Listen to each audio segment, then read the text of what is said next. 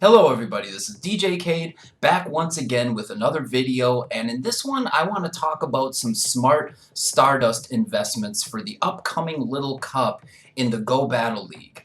Now, one of the reasons I wanted to do this video is because I just got back from a really long hiatus from Pokemon Go, and I was looking for a place to jump back into PvP and start making content again, and I've really been enjoying these themed cups that the Go Battle League has been offering, which are much like the Sylph Arena Cups with the benefits of you can gain Stardust and other items and things like that. And I just got done live streaming almost the entirety of the Halloween Cup and the Flying Cup on my Twitch channel, and I've been having a lot of fun with that, and I intend to do a whole lot more streaming of the themed cups either every night or every other night. We'll see how it plays out. So if you guys could go give my Twitch channel a follow, I would really appreciate it. I'm going to be trying to bring you a lot of content in the themed arena cups. I will put the link in the description down below.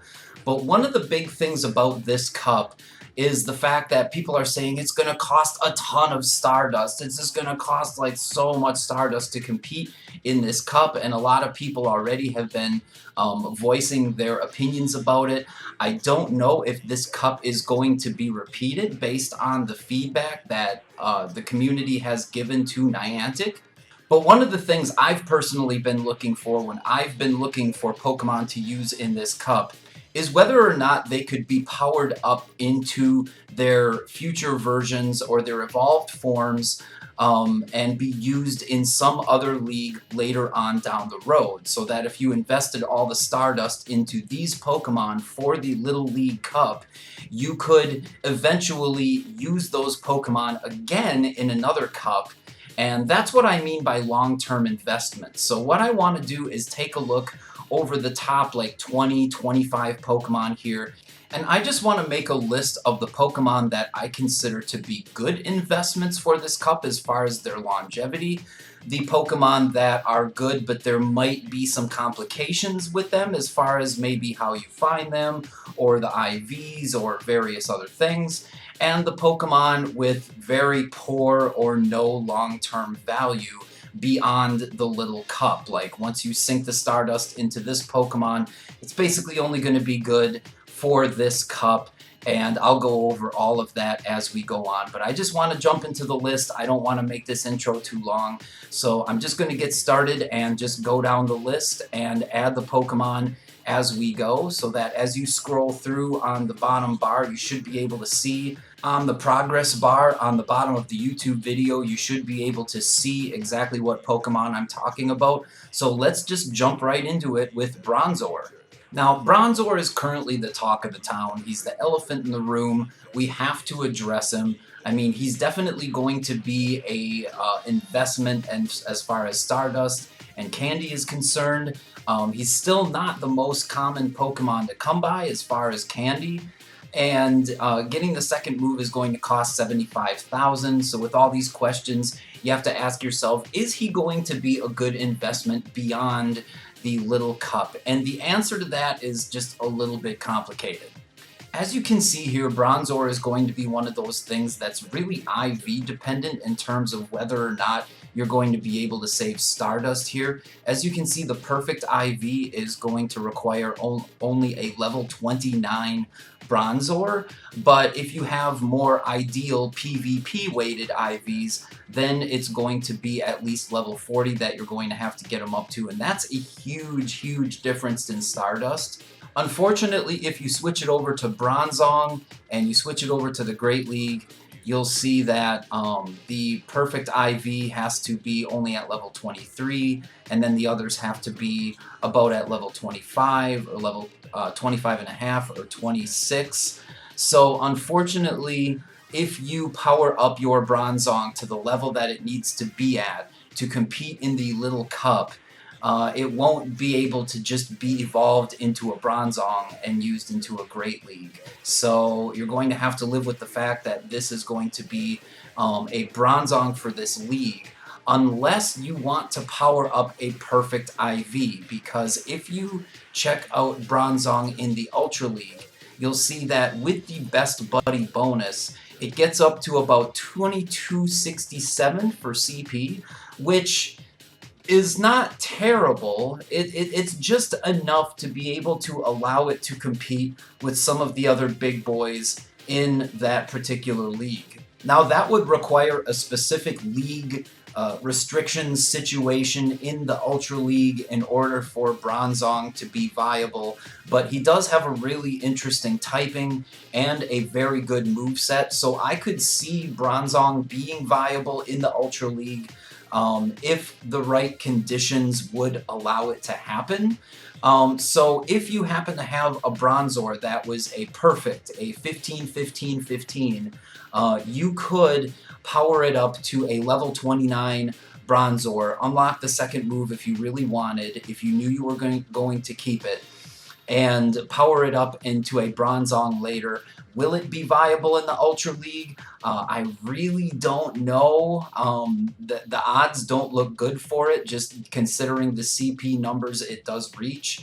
But yeah, so that's why I put Bronzor in the It's Complicated category. And I just want to say real quick, just because a Pokemon is in a particular category, that doesn't mean it's necessarily a bad investment for this meta. If it gets you wins, it gets you wins. And I'm only looking at this from a perspective of, will it be a good long-term investment as far as something that it can evolve into later on. And in this case, like I said, it's complicated. Do you want to level up a PvP IV Bronzor?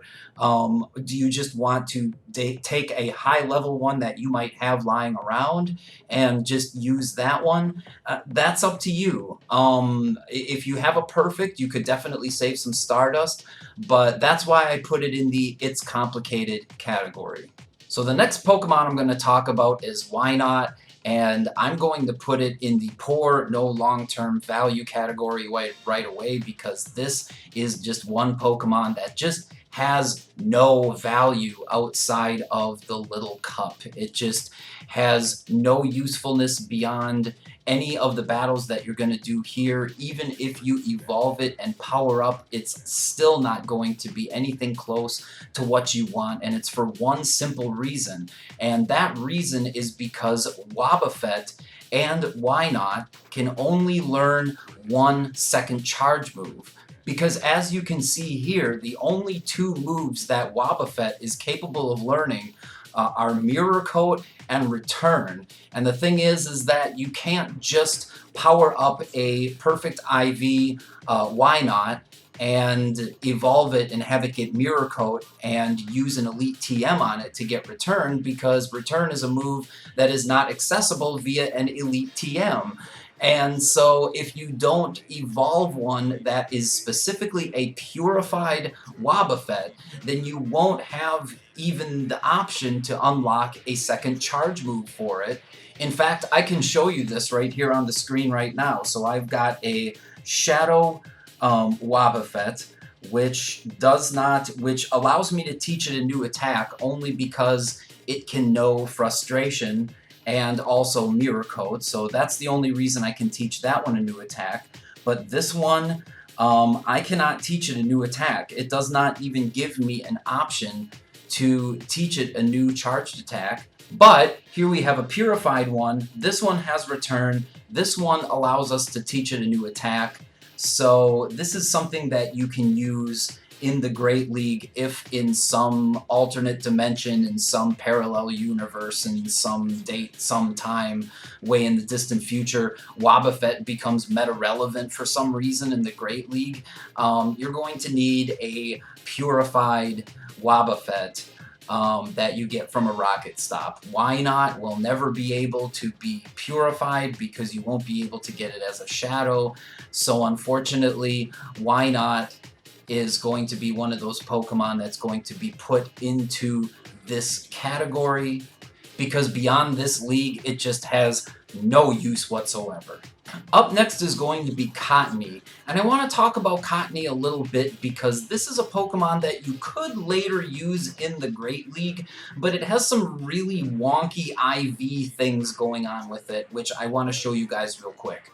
So if you take a look at Cottony in the Little League, you will see that the perfect IV, the 15, 15, 15, has to be at level 25 only in order to be able to compete and be basically maxed out for this league.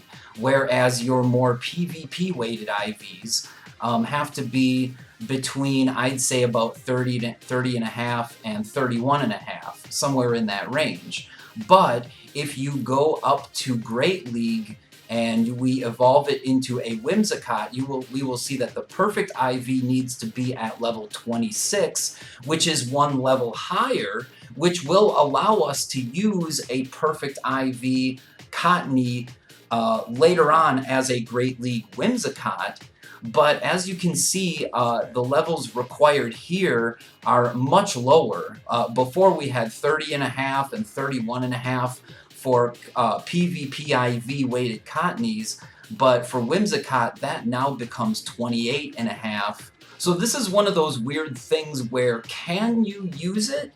Kinda, maybe. If you have like one that's a field research that's got really high IVs, possibly even a 14-14, that might necessarily work as well. As you can see, this is the Great League Whimsicott, level 26. If we go down to a Cottony, that's level 25 and a half.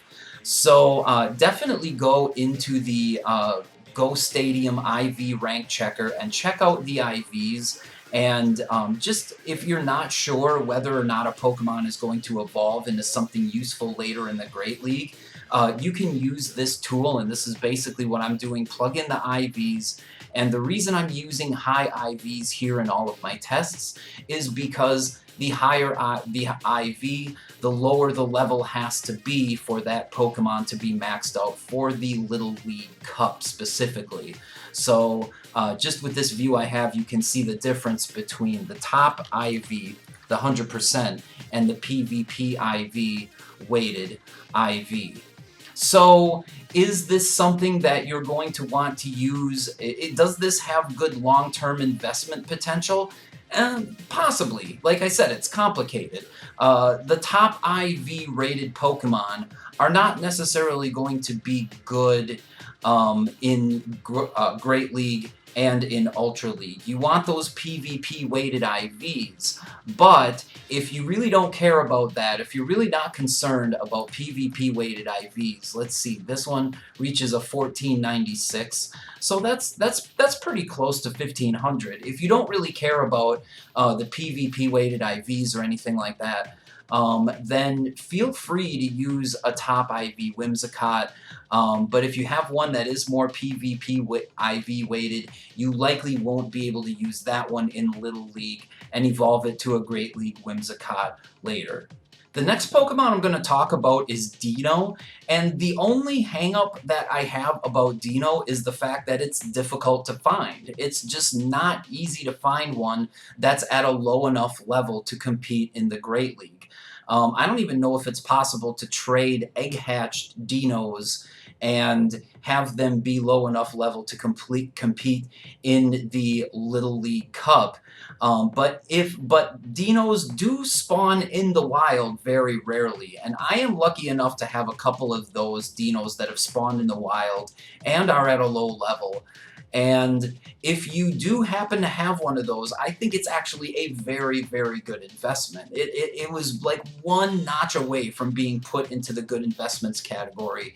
The only thing that held it back was the rarity, because with pretty much any Dino at any IV level, you can bring it up to 500 CP level and then evolve it into a Great League Zweilous later on and have plenty of room there to power it up to 1500 and do all the dirty work that you want to do with Zweilous, because Zweilous is a very, very strong Pokemon in the Great League. It's just not something that a lot of people have. They just don't have a ton of candy, or they might not have invested in it.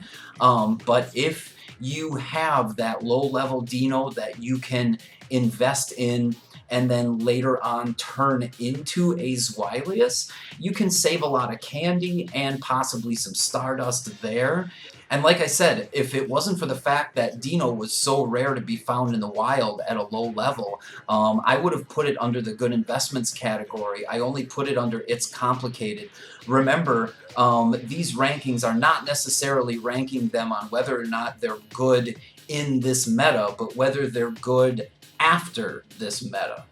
The next Pokemon I want to talk about is Shellmet, and this one's going in the poor, no long-term value category, because this is another, to start off with, this is another Pokemon that suffers from the same weird IV thing that we just talked about with Cottony. Like the high IVs, the 15-15, will allow it to evolve into a Great League usable Excelgor, I think it is, later on. But the PvP weighted IVs won't allow it to evolve into that later on. But the thing is that nobody has mentioned Excelgor for the Great League. Like, I've never seen anybody use Excelgor under any circumstances, and I don't think it's ever been meta relevant. I don't know if it's just the moveset or the typing or the stat distribution. I don't know exactly what it is, but it's just never been strong in any meta where it's been able to be used. So Shellmet might actually be the one redeeming quality for this evolution line. So I guess, like, if you have the Shellmet candy, and you've got one that's like close to 500 and it only needs a couple more power-ups, then you can use a Shellmet if you really want to. The second move is going to cost another 50k, so that's just another thing to watch out for with Shellmet.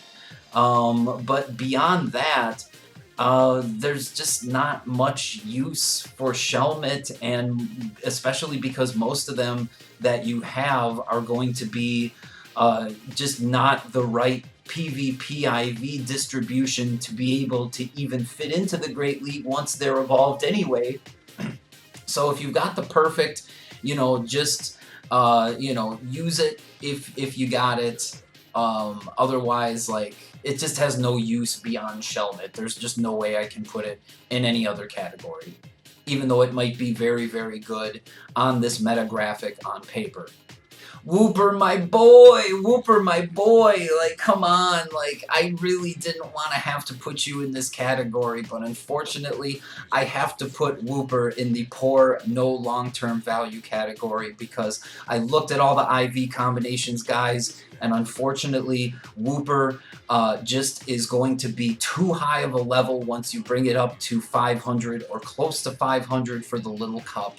And once it's at that level, it's going to be too strong to be a Great League Quagsire. And Quagsire, unfortunately, really doesn't hit very good CP values.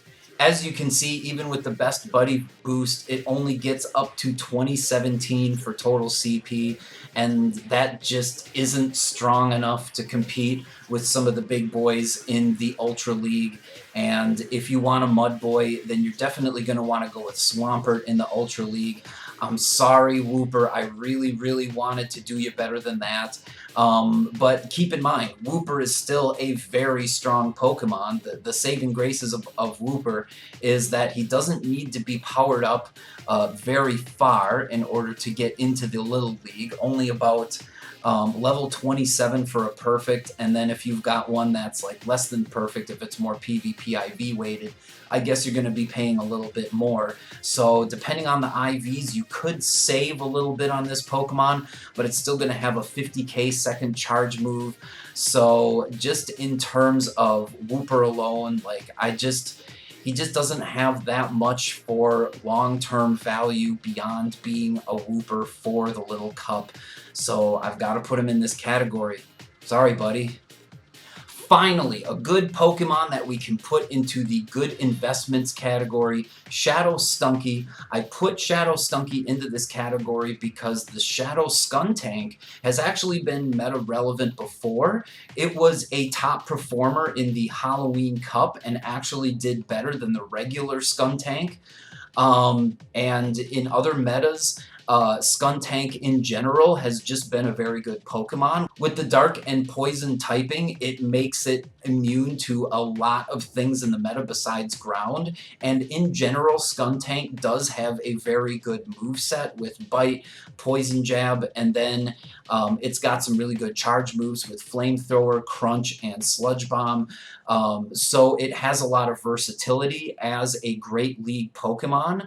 So if you power up a Shadow Stunky with the intention of later turning it into a Shadow Skuntank, I don't think you will be disappointed. Now, here's the thing about Shadow Skuntank that I want to point out to you guys real quick.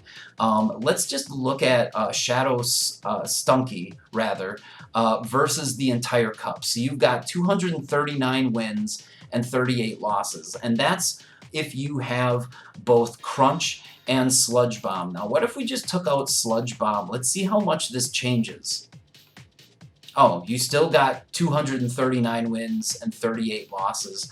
I don't know if it's any different. No, there's literally no difference. When you click on the difference between the wins and the losses, the previous and this one, you can get away with just Crunch in this league. And I know this is only like 1v1 shields and even energy situations, and I know this is a very specific situation, but usually excluding a move from your moveset completely really alters the performance of that Pokemon in a negative way, and the fact that this doesn't alter it at all means that you could teach Shadow Stunky a second charge move and avoid having to use one of your elite TMs to TM away Frustration. You could just roll with Crunch and Frustration, and I think this would still be an incredibly strong pick for the little cup.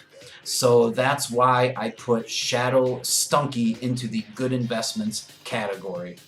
The next one I want to talk about is Likitung, and while Likitung might be a little bit harder to find at lower CP levels, like you might have to trade with some people who maybe still have some left over from the community event that they had, but if you can find a Likitung that's at a low enough level, which shouldn't be as hard as something like Dino, by the way, it's going to be a fairly cheap investment because I think it only has to get to about level 14 and a half or 15, and that's not going to be very much Stardust. If you can find somebody who has one to trade you for like 350, 400 CP already, it's not going to cost you all that much to bring that up to the level that it needs to be at for the little cup. Now the question is, do you want to pay for that second charge move? Well, I just want to show you guys real quick that the Kanto Cup, which is the cup that's coming up right after the little cup, like right after this one's done, the Kanto Cup is going to be next. And I just want to show you guys that in the Kanto Cup, Likitung is currently ranked 12th. Now, the thing is that that's not like incredibly high, but the thing is that it doesn't necessarily matter where Pokemon rank on these lists sometimes. Sometimes they can still be really good without necessarily being terribly high ranked. And you'll notice that it has Lick Body Slam and it's a normal type. So it's a lot like Snorlax in that way in the Great League, and then having Power Whip is a faster move slightly, but it does give it some different type advantages where Snorlax might not have those type advantages depending on the situation. So I can see Likitung being useful in the upcoming Kanto Cup that's right after this, and also in the future. So like if you have one that's PvP IV weighted, and in this case you're going to want to have one that's pretty much a perfect IV if you want to turn it into a Great League Likitung. But if you have that perfect IV, if you have one that you do want to turn into a Likitung for Great League, I don't think it's an investment that you will necessarily regret. It'll be something that you can use in a variety of situations to throw people off, and it'll be kind of a flex. So considering the future versatility of Likitung and how cheap it is to get it to that 500 CP level, I decided to put it in the good investments category.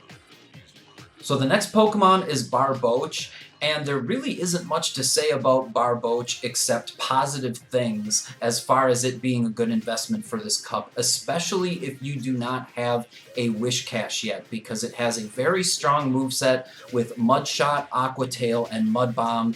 And it also has a cheap second charge move as well. It only costs 10,000 Stardust to unlock the second charge move. And if you power it up to a Wish Cache later on for Great League, you'll find that that is a very, very powerful Pokemon that can be used in a variety of situations. It has advantages that the other Mud Boys do not have, and it also has a very fast, spammy, yet powerful moveset. The Wish Cache in Great League, I mean. And I looked at every single IV combination that I could possibly look at, and pretty much anything that you have for a Barboach will be low enough IV, will be low enough CP, I should say, to power up into a Wish Cache after evolving into Great League, which is why I'm putting Wish Cache solidly into the good investments tier.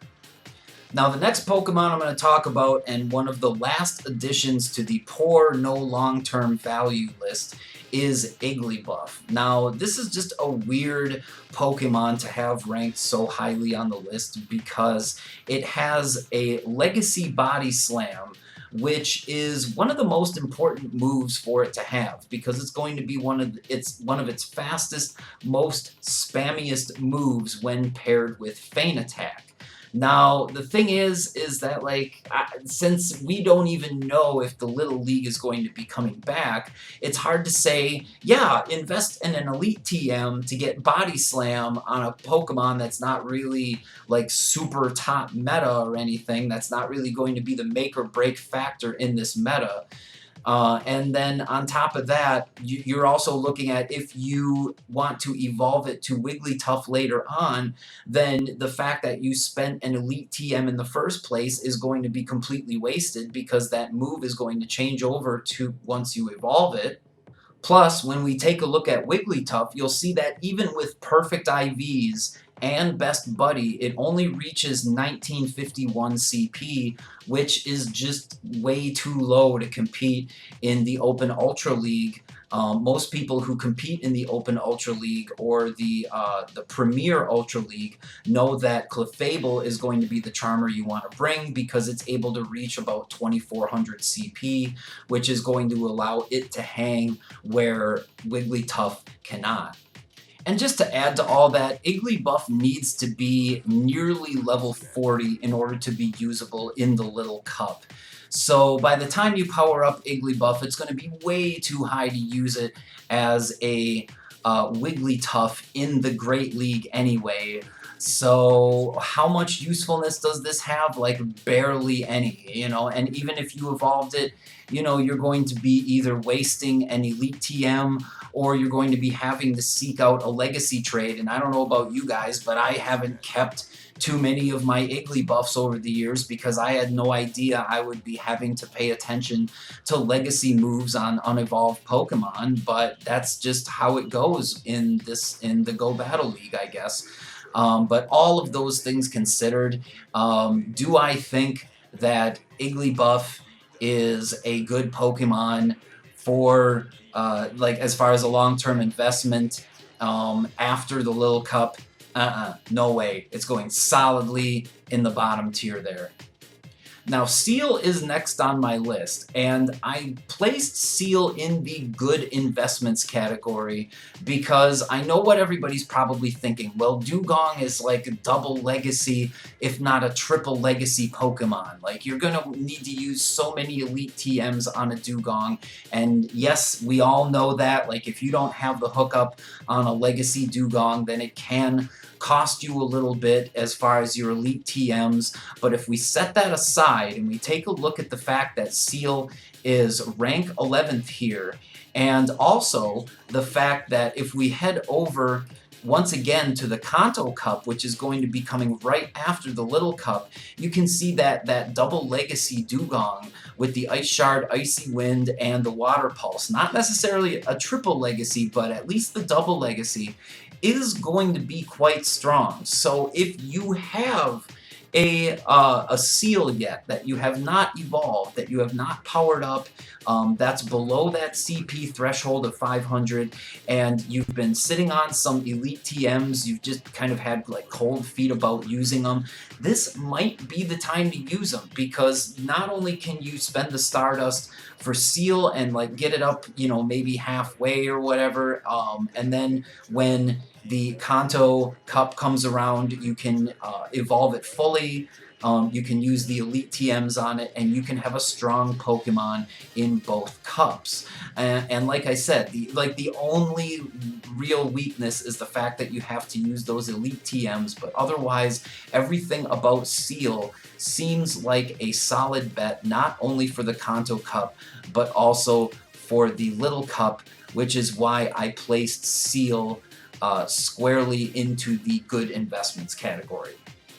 Now, in the interest of structure, I'm going to skip around this list a little bit, and I'm going to talk about two Pokemon at once next. I'm going to talk about Vulpix, and I'm going to talk about Shadow Vulpix. And I really wanted to know, just like everything else that I'm talking about in this video, whether or not it will be able to be evolved into something that you can use later on, like specifically Ninetales in the Great League. Well, the good news about Vulpix is that yes, pretty much any IV combination you have can evolve into a Great League Ninetales later on, or something that's low enough to be powered up to a Great League Ninetales. But what I really wanted to see, because I got curious here, was the difference between the regular and the Shadow Vulpix, because the Shadow Vulpix, in my opinion, is going to require a legacy or an elite TM, because having both Flame Charge and Body Slam is going to be essential for winning some matchups and being able to win those matchups. And as you can see, the Shadow Vulpix beats out Bronzor, okay, but the regular Vulpix does not. That's one of the key losses. So let's take a look at some of these, and I just want to see like what the difference is, like why one loses and the other one doesn't. So basically, from what I can tell according to the simulation here, is that Ember does 4 damage per turn, and Confusion does 7 damage, not per turn, but per usage, right? So Ember does 4 damage per attack, and Confusion does 7 damage per attack. And I believe he goes for the Flame Charge first because he's trying to get the boost, basically. So all of his fast attacks can do more damage. And I believe what the PC was trying to do here was build up to a Body Slam, or he's trying to build up to another Flame Charge, but knew he had to throw the Body Slam because he would be going down, and he wouldn't be able to build up enough energy. As you can see, if you take a look, if we put the cursor right about here, I'm trying to get this, as you can see, there's just barely enough in the Flame Charge gauge in order to get another Flame Charge. So I believe that's what's going on. It threw the Body Slam because it knew it couldn't get to 2 Flame Charges. Well, let's switch over to Shadow, and let's see what's different. Okay, so what happens here is that Ember is doing 5 damage instead of 4, and it's using the Body Slam as a bait move because it's dealing plenty of damage with Ember already, and then it goes for the Flame Charge to finish it off, and then has just enough time to sneak in one more Ember at 6 damage to finish off the Bronzor before the Bronzor can launch a charged attack after its last Confusion. Oh boy, okay, so that's a lot to take in. So a lot of these matches are going to be really, really IV dependent, and this is all going to be against a regular Bronzor, but we're going to try some things here. The first thing I want to do actually is show you guys that you can actually achieve the same effect if you have an attack-weighted regular Vulpix as opposed to a Shadow Vulpix. If we run the simulations here, same against Bronzor, you can see that the battle plays out the same way this time. He baits with Body Slam, and then he goes for the Flame Charge to finish it off, and then this Ember is just barely doing enough damage to finish him off with one more before he can get to a Confusion. But this is just such a tight race, and the thing is that if Bronzor has a little bit of built-up energy, and we can simulate that by, let's say he's managed to sneak in at least one Confusion worth of energy before you came in, then this battle plays a little different, and yeah, you end up losing this one, and Bronzor survives with almost half of his health. So the thing is that, like, can this work? Well, like, let's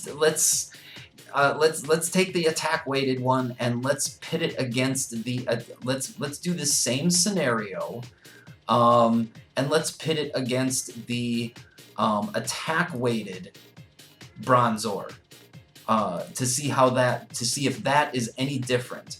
And it's not any different. There's just too much energy on it.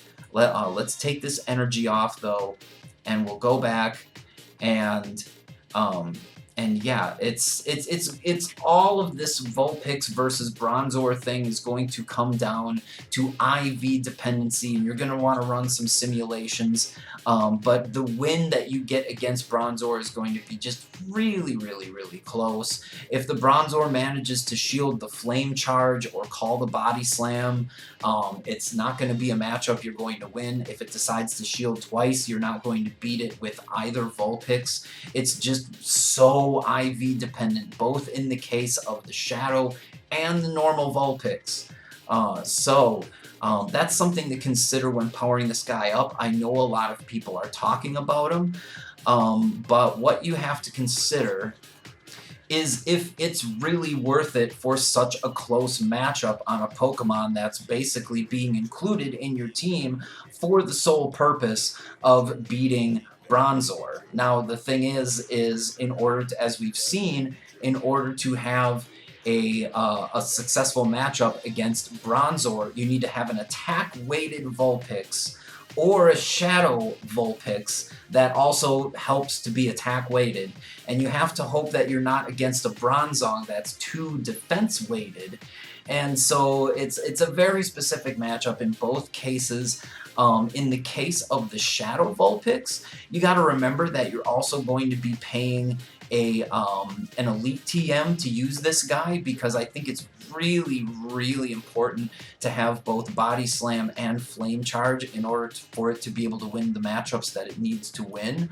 But at least with the normal Vulpix, you don't have to worry about paying an Elite TM. So maybe if you manage to catch a junk Vulpix that has high attack and barely gets, you know, and is really close to 500 CP already, then you can just use, you can just power it up, give it the second move. But I think this is why Vulpix is going into the it's complicated category, because do you, like, the fact that it needs a second move, and do you power up an attack-weighted one that's not necessarily going to be good as a Ninetales for Great League PvP, you know? So, like, do you waste the resources powering up a second move there for one that's attack-weighted, that's going to win more of its matchups?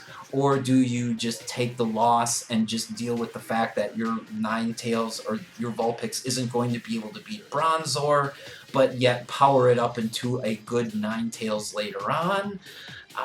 For Great League, I don't know. Like I said, it's complicated. This video is starting to get a little bit long-winded, so I'll try to shorten these up a little bit, but if you plan to use Hoot Hoot in the Little League Cup, then it's going to be another one of those things where it's like real IV dependent, kind of like we talked about with Cottony earlier, where having the 15-15-15 is going to allow you to power that up into a Noctowl for the Great League later on. But if you have more of a PvP IV weighted Noctowl than Hoot Hoot, then it's not going to power up into a Noctowl for the Great League. Now, that being said, if you really don't care about PvP IVs, if you just want to use like your most powerful stuff, then Hoot Hoot can be a great investment. If you want to use the perfect one and power it up for use in the Great League later on, I don't know exactly what that looks like. We can go check it out. So it looks like you're not going to quite want the perfect IVs, but something close to perfect, like a 14, 15, 15 or something like that should work if you plan to take Hoot Hoot into the realm of Noctowl for Great League later on. And if you don't have a Noctowl already for Great League, then definitely consider that investment. Whether you're investing in a completely separate one or this one for the little cup, it doesn't matter. Noctowl, it has been one of the top flying types wherever it has been allowed. It has outpaced things like Swellow and Pidgeot. Just about every opportunity it has. It has a very, very good move set with Wing Attack and Sky Attack, and then I think it also has a Ghost and Psychic type move as well. So if you're going to power up that high IV into a Great League Noctowl, that is something you can do. But the thing is that Hoot Hoot is one of those like more common-ish Pokemon, or at least at one point it was. So it has the benefit of having a cheap second charge move, so only another 10,000 Stardust to unlock the second move on it. So even if you do choose to power up two of them separately, like a Hoot Hoot for Little League and a Noctowl for Great League, it's not going to cost you too much, at least in the way of second charge moves. But yeah, is it a scaling investment? Yeah, it can be, but like I said, it's complicated. Chinchou is another one that I can say nothing but good things about as far as its potential for powering up into other Pokemon. Lantern in the Great League has been very, very useful for me in many, many cups. I'd say in at least like 3 different Sylph cups. And it's also been very powerful just in the Open Great League and Go Battle League when I've chosen to use it. It's actually been one of my secret weapons. And any IV combination you have on your Chinchou should allow you to evolve it and turn it into a Lantern later on. The only small downside to Chinchou and Lantern is that it has an expensive second charge move. But beyond that, if you decide to use Chinchou for this league, use it for Great League later, I don't think you're going to be disappointed. I haven't been yet.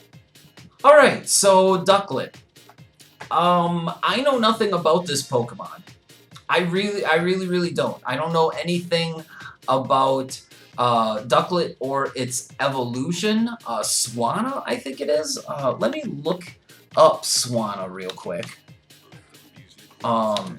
And it's not allowed in this cup, so let me just go to like all Pokemon. And Swanna has what? Water Gun, Air Slash, Ice Beam, Bubble Beam.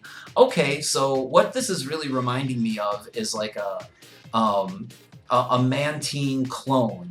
Okay, so with like slightly different stats, and then it has Hurricane, so it has kind of like a nuke move, if you want to call it that. But I looked at the IVs, and if you have a Ducklet, you can evolve it, and pretty much any Ducklet you have can become a Great League Swanna later on. So I guess there's no restriction there. I've just not heard of Swanna being useful in any league up until now, or maybe it will in the future. I have no clue. It's just a Pokemon that I have no experience with. So, like, I mean, if you have one and you figured out the PvP IVs on your Ducklets, and you want to turn them into Swannas later on, and you have one that works for both the Little Cup and the Great League, then I guess it's good. I guess use it. Shadow Turtwig, I didn't really know where to put him at first, but I ended up putting him solidly in the good investments category, because Shadow Torterra and the whole line of the Torterra family really thrives on just doing heavy Razor Leaf damage. And the thing is that if you have a Shadow Turtwig, you can pretty much turn it into anything at that point. If you want to turn it into a Grotle, Grotle is actually very powerful and has Body Slam along with Razor Leaf, so it actually has a fairly spammable option to go along with it. And then Torterra, you can turn it into a Great League Shadow Torterra. If you want to later on, you can turn it into an Ultra League Shadow Torterra. You can turn it into a Master League Shadow Torterra.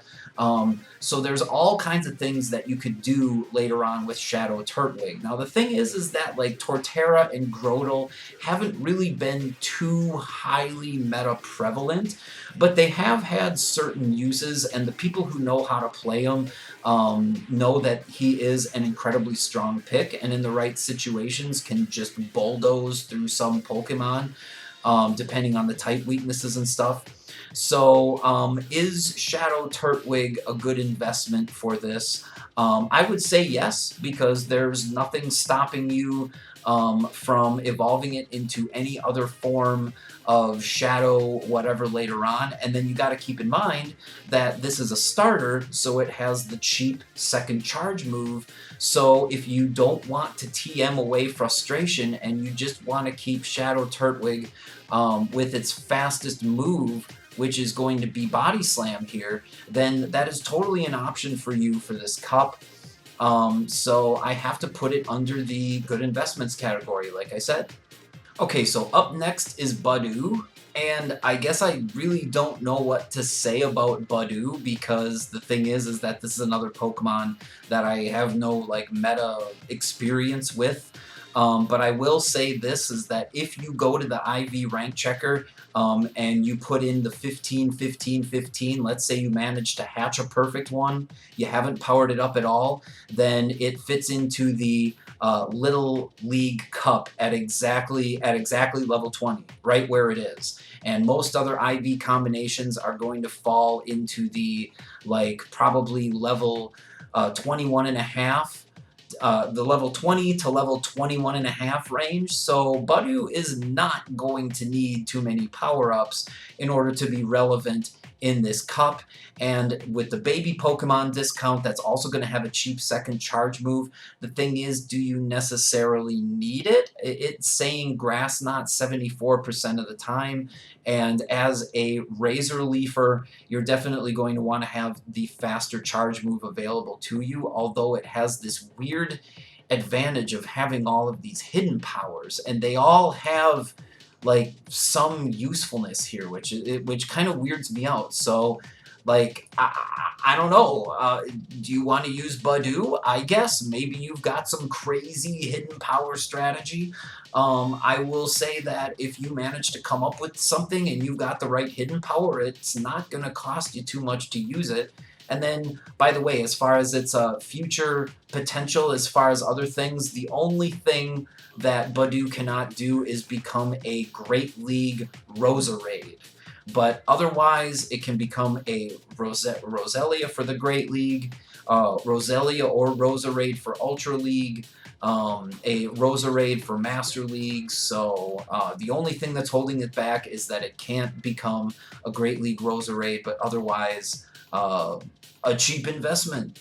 If you've got some hidden power trickery, maybe give it a shot.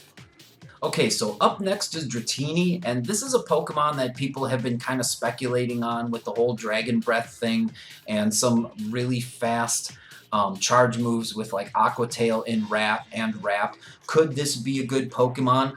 I don't know. Again, like the way these rankings are set, like, and the way the Halloween Cup meta evolved as the months went on, I don't know how all this could go. I mean, that's why I'm covering so many Pokemon today. I really don't know what's going to become meta relevant and what's going to become common. So I just wanted to cover the Dratinis as well, because I've seen people suggesting Dratini as well as Shadow Dratini. And the good thing about Shadow Dratini is that it can become a Great League Dragonair, an Ultra League Dragonite, or a Master League Dragonite. It just cannot become a Great League Dragonite. So you can't level up the Dratini to the level of the Little Cup and then evolve it to a Dragonite later. For the Great League, it'll just be too strong. So that's the only real weakness of Dratini. And then on top of that, the candy for it's a little pricey to give it a second charge move, especially if you're not going to do anything with it later on. Does it need a second charge move? I'm not too sure. You could probably get away without using one, but none of the Dratinis rank terribly highly on the list. Regular Dratini is down here at 31. So I guess that's why I put it into the It's Complicated category, because I feel like Dratini candy right now is best spent on a Master League Dragonite, if you have one. If you've got like a 100% perfect, you've got a Dragonite, it's just better off being used in that meta to get that Pokemon up to that power level, so you can at least have an option or two if you're scraping for Stardust and you're scraping for options for the meta and you need something like that. This can be it can be a better option. So I guess I really don't know if I 100% recommend the Dratini candy or not, or recommend it as a good investment. It could be really good. I just don't know. Drifloon also definitely has some play in this meta, and I checked into the IV combinations. You should be safe to evolve any Drifloon into a Drifblim for the Great League later on, and Drifblim has been just amazing in so many different metas. Drifblim's just been really strong in at least 3 or 4 self metas by now, and Drifblim was also a very strong option in the Halloween Cup that we just had. So I guess there's not much to say here except the fact that it's got a slightly expensive second charge move at 75k. But otherwise, as far as being a long-term investment, I've got to put it into the good investments category.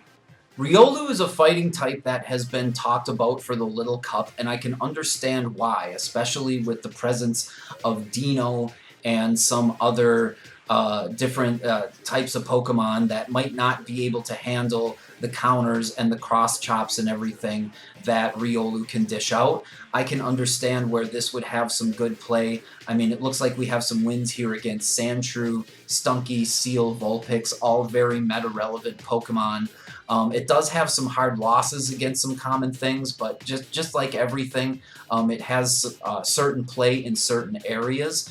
Now, the thing is that I don't know if Riolu has ever been available outside of egg hatching before, but I do know that if you trade Riolus to somebody else who is not quite a best friend, like let's say you trade to somebody who's like either a great friend or an ultra friend, there's actually a pretty good chance that you can get that Riolu to under 500 CP levels. It's not as crazy of odds as it is to say like get a Great League Ho-Oh, for example, where you almost need like 1-1-1 for IVs pretty much. This is a little less rare than that. It might take you a couple tries, but Riolu does have what looks like an extremely fast moveset here, just taking another look at it, with Cross Chop and Brick Break, and then Counter being one of the best fast moves, and Riolu having access to it. This could be another really strong pick, and if somebody trades you one and it does manage to be below 500 CP, then just about every Riolu that you get is going to be able to power up into a Lucario. I mean, just about everyone. Not every Riolu will become a Lucario you can use for Great League. You should definitely go into the IV rank checker and you should check it out yourself. But this also has the benefit of being a cheap second charge move, so I put Riolu solidly into the good investments list, especially if you don't have a Lucario already for the Great League. Alolan Sandshrew is next on this list, and to be honest, I really didn't think that Alolan Sandshrew could even get into the Little League because most of the ones that I've hatched have been over 500 CP, but I guess at some point there was an event that allowed people to catch them in the wild for a limited time, and if you have a Sandshrew like that, then you might be able to use it in this league and later on level it up into a Sandshrew for or a Sandslash for the Ultra League, which has been a very good choice. It's been kind of like a little bit of an off-meta pick in a lot of the cups that it's been a part of, but it's still been very, very strong.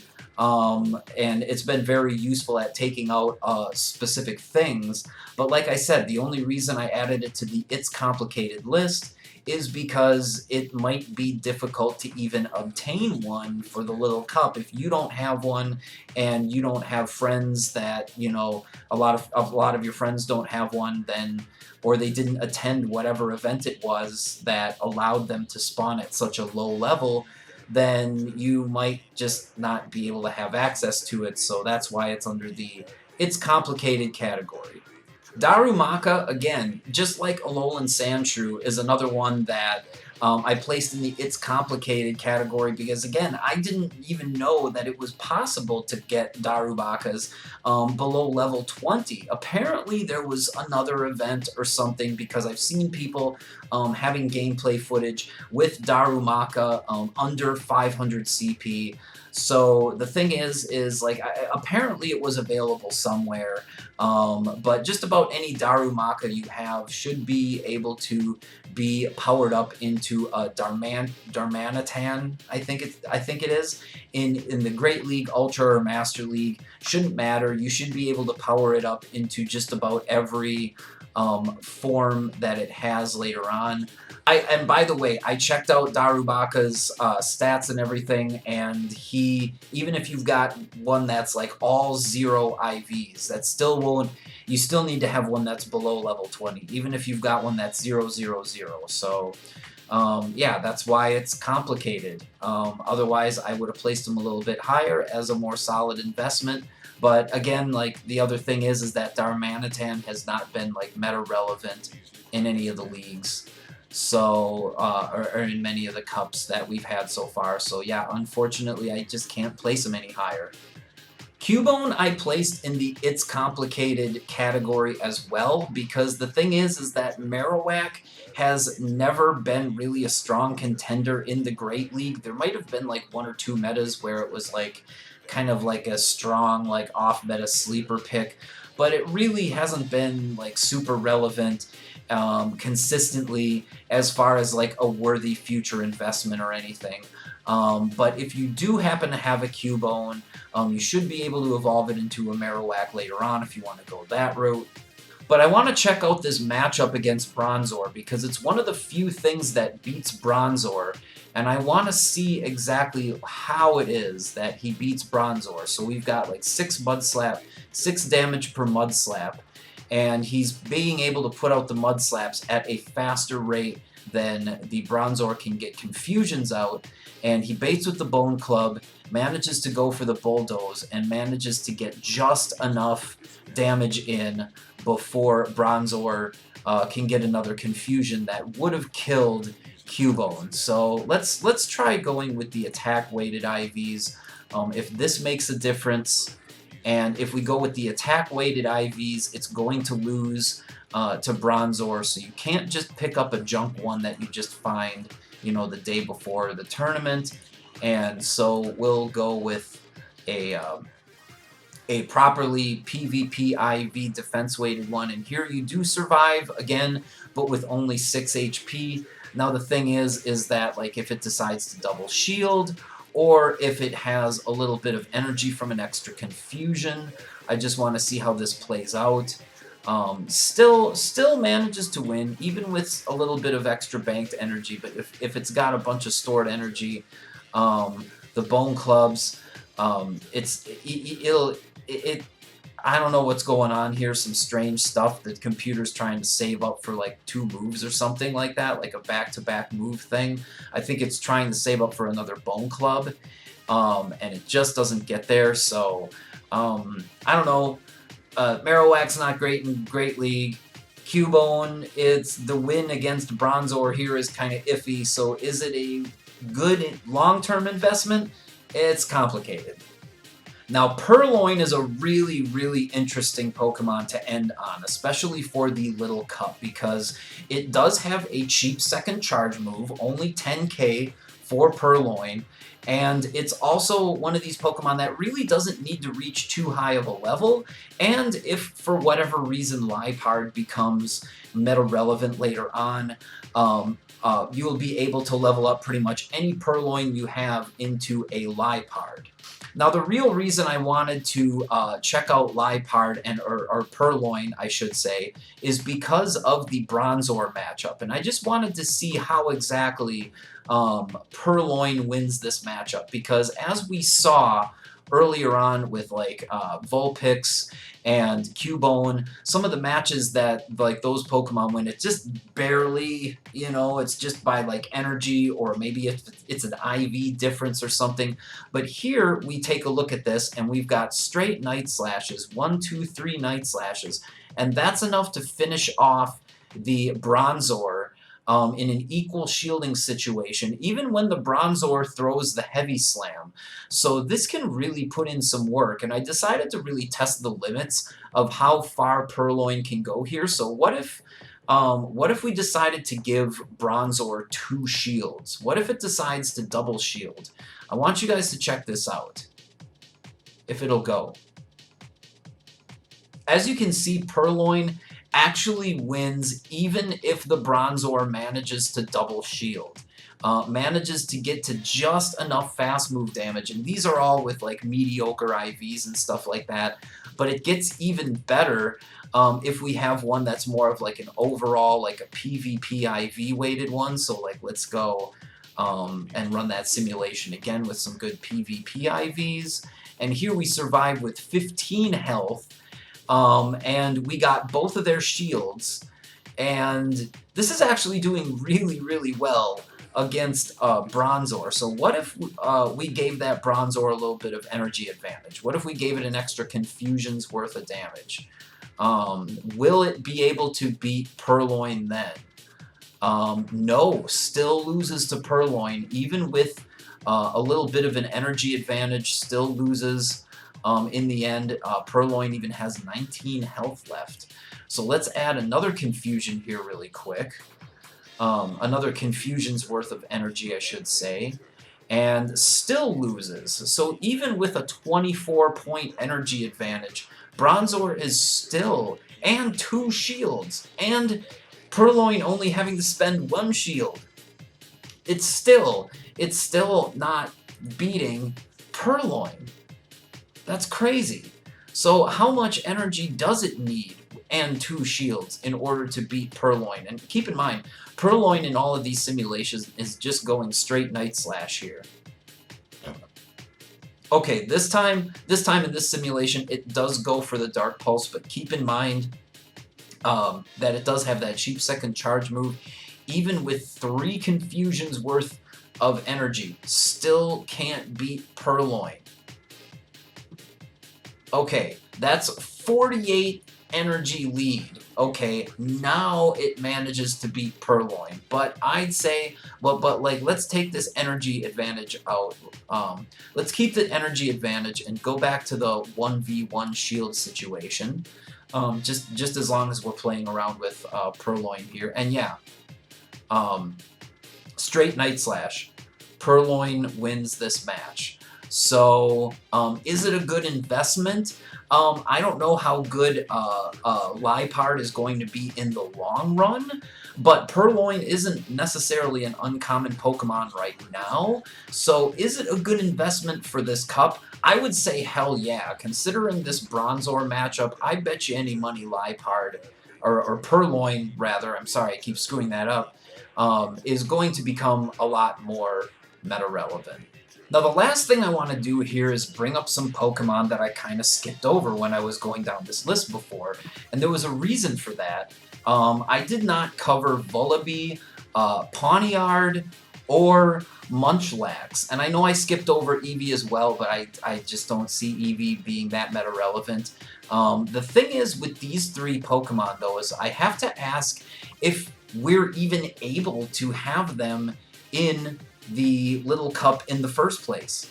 Because I finally got around to hatching a whole bunch of 12k eggs, and I finally got myself a few Pokemon like this Vullaby here, my very first one. And as you can see, it's 699 CP. And I figured it out, and even with zeros in all of its IVs, there's no way that an egg-hatched Vullaby, like a level 20 at 000, is ever going to be, you know, able to get down to the levels that it needs to be for use in the Little League. And the same thing actually goes with the new Pawniard. I mean, this is 780 CP. Like, this would have to be even lower levels still. And as far as I know, these two Pokemon are not appearing in the wild. They're not... They're not available in any other way. They're not available from stops or quests or anything like that. So I'm not really sure where they're getting this data from that we can actually use these Pokemon. But let's check out the other one on the list, Munchlax. And these are all Munchlax hatches. Because, like, as far as I know, all the Munchlaxes have been hatches. I don't know if there's ever been an event where we can catch them in the wild, but look at this. They're all, like, at least 1,000 CP. So is it even possible to get these three Pokemon into the Great League? So that's the reason I didn't cover Vullaby, Pawniard, and Munchlax, is because I just didn't think they were going to be, you know, able to even be had in the Great League in the first place. And that's a shame, because Pawniard would have been a fantastic Bronzor counter. I mean, with that resistance to Psychic-type attacks, it would have just torn through and, you know, been alive with plenty of health. It would have been an amazing thing to have available in this meta. And then even Vullaby manages to beat Bronzor fairly handily too, and have a lot of health left over, just going straight foul play and feint attack. So it's a bit of a shame. And if there's something I'm missing here where we actually can get these Pokemon, or if this is unfortunately just another, like, oversight on the site and on the part of PV Poke. And keep in mind, like, I have nothing against PV Poke at all. Like, this single website is one of the things, it's one of the glues that holds this whole community together. Like, I cannot thank you enough for all your hard work, but I just don't think that there's any way, unless there's some weird event that I don't know about, where you can get Vullaby, Pawniard, and Munchlax into the Little Cup. And as far as everything else goes in the Cup, like everything else from here on down, I just advise you to head over to the rank checker at Go Stadium's website and just kind of switch around. Like, if you've got something that you're not sure is going to work, like, let's say, oh, I've got this 1313, I'm not going to work. Just put in the IVs, select Little League, and select the Pokemon that you're going to be hoping to use, like in this case, a Hoot, and then just keep the IVs the same, switch over to Great League, switch over to Noctowl, and then you can see, oh, okay, well, this is actually 26.5, and this one's 26.5. Okay, if I use this particular one, I can just evolve it right up to a Great League Noctowl. Fantastic. You know, your mileage may vary, but as far as everything else on this list, I'm going to kind of leave it up to you guys to sort of explore the meta and kind of figure out what can be evolved into what. And if you're unsure about something, use the PvPIV checker to just kind of check what levels everything needs to be at. Who knows what this meta is going to evolve into. I'm really, really excited for it. And that's one of the reasons why I want to be streaming as many of these unique custom Sylph arena metas as I possibly can. So I know I asked you guys at the beginning of the video, but like, if you haven't subscribed to my Twitch channel yet, if you haven't followed it, please go and give it a subscribe in the comments, give it a follow, subscribe to my YouTube channel. All of that stuff really helps. It lets me know that you guys want more content like this, and I'm trying to be competitive about this. I'm trying to offer you guys a very good analysis and tips that are going to help you guys in the long run. So if you want to come by and hang out, I'm always talking to people in the chat, and I will be covering a lot more of the Pokemon, hopefully, that I have talked about today. So I hope to see you guys on stream, and I hope you guys are having a fantastic Pokemon journey. I hope you're having lots of fun in your battles and you're enjoying every minute of it. Maybe not every minute, but enjoying it for the most part. But I think I've said just about all there is to say here. This is about my final list of, as my tier list, so to speak, as far as which Pokemon are going to qualify as your best investments for the future in the Little Cups. So feel free to share this, like in the tradition of one of my favorite now retired content creators. I'm just gonna say here, I'll have a smile for the snapshot. There we go for the screenshot. So I'll leave you with that. I hope you got something out of it, and have fun in the upcoming Little Cup. I hope to see you guys there. Peace. Take care.